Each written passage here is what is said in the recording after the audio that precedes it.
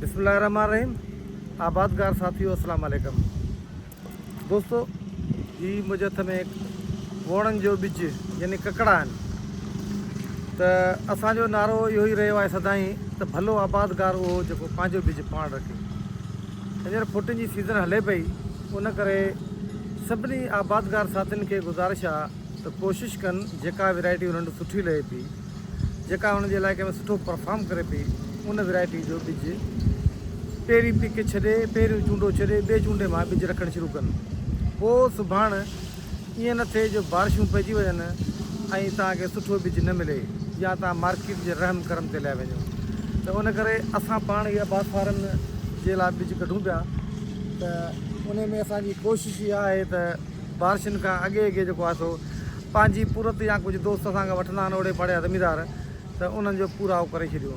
यानी बहितर बिज उहो हूंदो आहे जेको बारिश खां अॻे कढियो वेंदो आहे।